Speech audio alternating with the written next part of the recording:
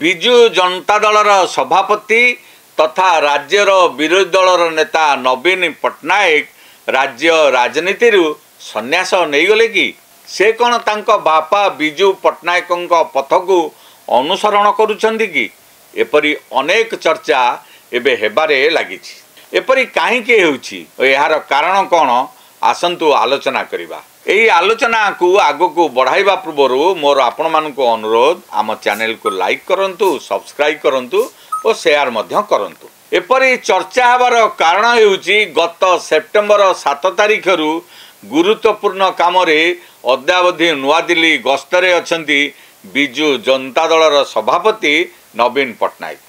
इतिमध्य राज्य में अनेक गुरुत्वपूर्ण घटना घटी जाइछि। राज्यवासी नवीन पट्टनायक को क्षमतारु सिना हटाइछंती किंतु राज्यर शासन क्षमता को आसीथिबा बीजेपी सरकार उपरे नजर रखिबा को दायित्व भी देइछंती। नवीन किंतु क्षमतारु जीवा परठारु मिलियमान हेबा सहित विरोधी दलर दायित्व तुलाइबा को आदौ इच्छुक नुहंती। इतिमध्य विधानसभा मौसुमी अधिवेशन सरी जाइछि। एही समय विरोधी दल नेता नवीन पट्टनायक विधानसभा रहिबा को उचित मणि नांती। अवश्य शासन क्षमतार थिबा बेले शेष 5 वर्ष मध्य विधानसभा को से आसुनथिले। केवल विधानसभा नुहे राज्यर बहुचर्चित पुलिस सब इन्स्पेक्टर नियुक्ति दुर्नीति और कटक दुर्गा पूजा भसाणी समय होइतिबा सांप्रदायिक दंगा घटना रे नवीन केवल एक्स रे निजर प्रतिक्रिया देबारे सीमित रहिछन्ति। एपरिक गतकाली बीजेडी पक्षरु आरंभ होइतिबा पदयात्रा मध्य नवीन को देखा मिले ना।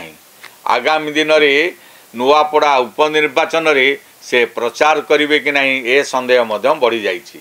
फल दल और विरोधी दल एवं मुरबी शून्य हो पड़ी रही। नवीन पट्टनायक एवं तांको बापा विजु पट्टनायक रास्तार चलवा कथा कहबार अनेक कारण रही। से आमको 1997 मसीहार नुआपड़ा उपनिर्वाचन कथा मन पकेबाकू पड़िबो। 28 वर्ष तलर यही कहानी रे तत्कालीन विजु जनता दलर नेता घासीराम माझी देहांत जोगु उपनिर्वाचन होइतिला।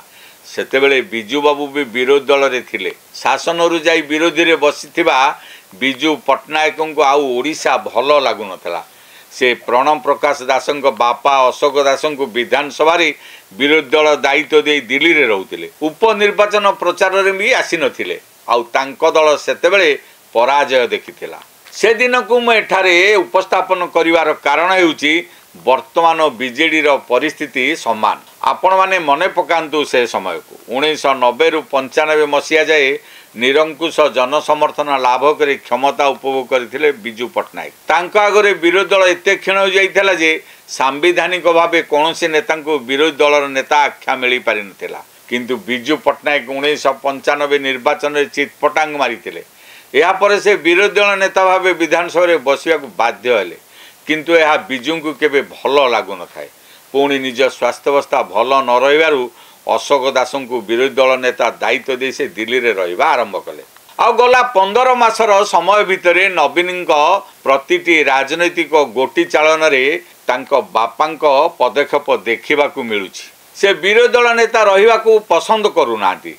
सेथिपाई केतेबेले से सहर रे रही विधानसभा भीतर को आसुनांती तो केतेबेले विधानसभा चलीथिला बेले राज्य रे रहुना। एपरिक से विजु बाबूंको भली नुआपड़ा उपनिर्वाचन रे दलर प्रचार करी न पारंती बोली दलीय महल रे आलोचना होछि। एपरी आचरण कौन प्रतिपादित करुछि? यह तांको भीतर थिबा आत्मविश्वास अभाव को दर्शाउछि। ओडिशावासी उपरे तांकर वितृष्णा भाव को मध्य दर्शाउछि। जदि ओडिशा और ओडिशा राजनीति प्रति तांकर वितृष्णा भाव आसीछि तेबे से शासन माने यह को त्याग कहीं करूनांती। राजनीतिक महलर आलोचना अनुसार बीजेडी सभापति नवीन पट्टनायक तांको बापा विजु पट्टनायक भली भैरव कार्तिकेयन पांड्यान को पत्नी तामिल बहु सुजाता राउत कार्तिकेयन को दलर दायित्व दे ओडिशा कथारे मुंड पुराइबे नाही।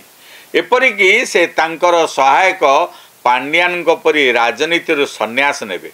अवश्य यह तांको व्यक्तिगत विचार राजनीतिक अंक आउ गोटी चालना अपेक्षा तांको सेवकों परामर्श उपरे निर्भर करे। एणु केवल अपेक्षा ही राज्यवासी सार हेब। एठी शेष करुचे अध्याय केमिति लागिला मतामत निश्चय रखिबे। रहुची नमस्कार।